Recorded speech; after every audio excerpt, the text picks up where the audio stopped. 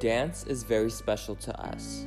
It is rather fascinating to think that the act of twisting and turning our bodies could bring such pleasure, spark such creativity, and cure such pain. Dance holds our life experiences. It holds our challenges, our heartbreaks, but also our victories. Our dance journeys have not, by any means, been easy. There have definitely been roadblocks along the way that have made us want to quit, that have made us almost throw in the towel and just call it a day. But the art always calls us back for more. It asks us to push harder and explore deeper. Being a dance warrior means the ability to acknowledge the power of dance, to help us reflect on and process life's challenges. A dance warrior is brave. A dance warrior is resilient. A dance warrior is passionate. A dance warrior is determined. My name is Justin. My name is Zoe. My name is Leah. And we are... And we are... And we are... Dance warriors.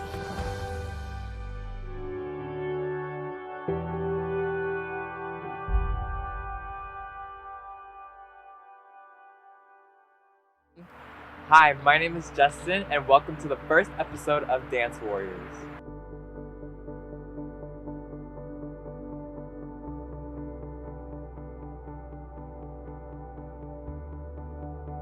So, I'll start off by telling my story.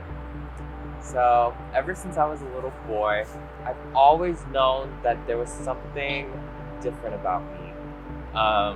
Even though I was playing with cars and superheroes and all that fun stuff, I knew that I had a really deep connection to something else and something bigger than I couldn't even comprehend. So it all kind of started when I would go to my brother's basketball games because he was a basketball player at the time. And he was really good, he was awesome, it was undeniable. And I would always get comments saying like, oh, like, when are you gonna follow his footsteps? Or that I need to start practicing so I can meet my brother's level. And I felt this insane amount of pressure at an early age, and I didn't know what to do with it. And so I started to feel really alone and really insecure about what I was good at and if I could ever live up to any expectation like my brother had met, or that I guess society wanted me to meet in a way. And I think one of the main outlets I used to express that was dance, if I'm gonna be honest. I've always had this insane connection to dance. I found it to be more calming than practicing for like a basketball game or, you know, exercising like vigorously that you have to do as like a basketball player. And I found it to be more artistic. And I realized that sports wasn't necessarily my thing, and that was okay. But I knew that art had my back.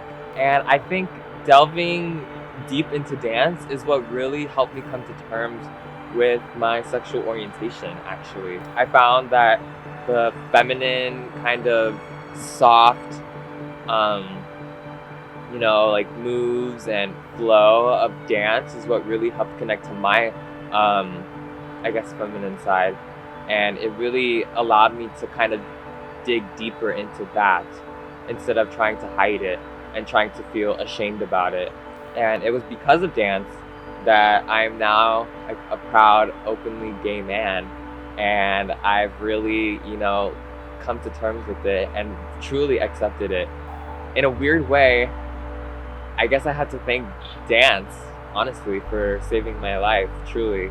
But don't get me wrong, there were its downs as well. You know, I was always kind of like made fun of for liking dance more than sports. I think that in terms of like when you're a guy doing dance, it's always kind of tricky because people have this weird misconception about you, and they have all these stereotypes that, oh, you know, or he's so gay, or oh, like he can't do sports, like he's not macho enough for that. And even though I am gay, that's not to say that dance is a gay activity. In fact, I think it's more rigorous than an actual sport like football or basketball or anything like that. Because you really have to take so much dedication and so much time and energy into really, like, I guess, putting yourself into the choreography. Dance isn't necessarily feminine all the time. You know, it does, I think, accept people who are like me and people who are openly gay and openly proud about being, you know, feminine, this, that. But another thing that I love about dance is that it's not just that.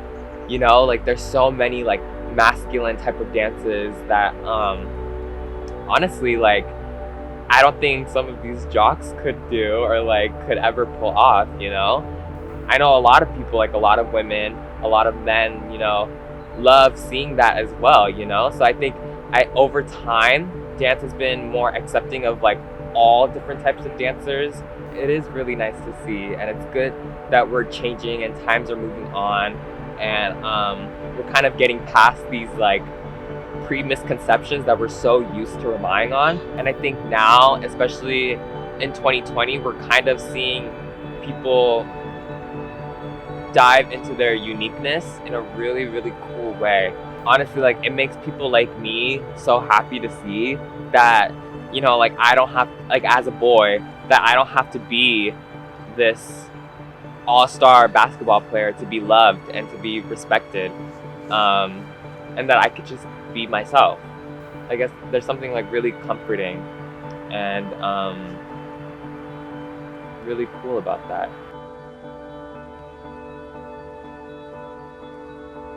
In regards to my dance journey, I have been dancing ever since I was, I'd say, 7 years old. I started off doing Bollywood dancing with my cousins, and we would have these little, I guess, like Indian get-togethers from around the town and in like the Bay Area, and we would perform like our little Bollywood numbers and stuff, and I always really loved it. But after that, for a while, I got really insecure about me liking dance. Obviously, from my story, you know, dance wasn't necessarily something very masculine, and so I tried to hide it and cover my liking for dance for a couple of years after that. I think once I started high school, dance was like the popular class at my school, and everyone who was anyone was always saying that, oh, like, you have to take dance. Dance is great. And I guess I took a leap of faith and I signed myself up. And honestly, from that moment forward, dance really impacted my life. My dance teacher, Miss Stevenson, shout out to Miss Stevenson, she really taught me the importance of individuality. And I think without her and without my dance team in high school, I don't think I would have as much of a relationship with dance as I do right now. And I've really learned a lot just from those 4 years of high school, truly. And dance has since then carried my way through college. I was on the JV team in varsity, and it was a really, really great experience. I've always loved hip-hop and learning hip-hop, so I'm really glad that I can say that dance is still a part of my life today. Regardless of those years where dance wasn't necessarily as prevalent in my life, I think I've made that up over the past couple of years today.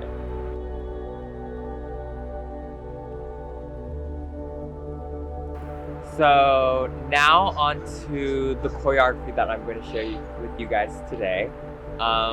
It is by this lovely woman that I admire so much. Her name is Jaslyn. I actually attended her workshop last year. Her choreography really changed my life, and it works really well with, I guess, the story that I've shared with you guys so far. The song is called On My Mind by Georgia Smith. Growing up, I was always kind of insecure about, you know, like, if my thoughts were good enough or if anything I had to say was worth sharing or worth anyone's time, really.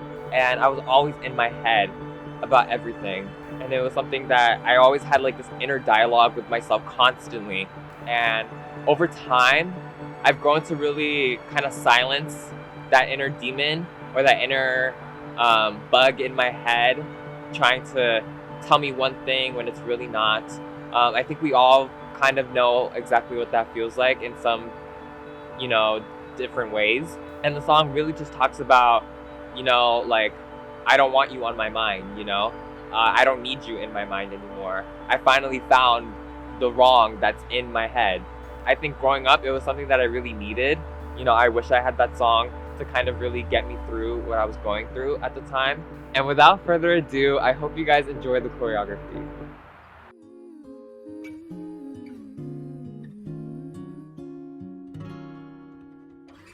Don't want to feel you, don't want you on my mind. Don't want to feel you, don't want you on my mind. Don't want to feel you, don't want you on my mind. Why on earth would I leave if you were everything I wanted you to be? When I saw what you did, who you were with, got me questioning the things that I believe.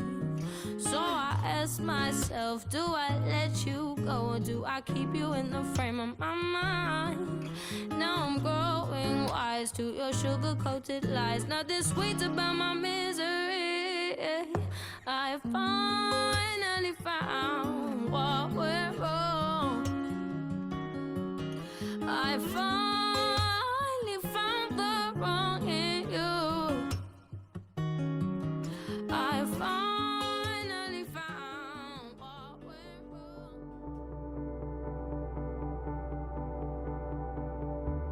At the beginning of this episode, you guys got to hear what it means to be a dance warrior. Because of my choreography and my story, I think I'm a dance warrior because I know that I am strong, I know that I am resilient, and dance has helped shape me to become really who I am. As you guys got to hear from my story, I have had a lot of trials and tribulations in my life. Something that we all can attest to having, I always say that it's the hard and difficult experiences that kind of make up who you are.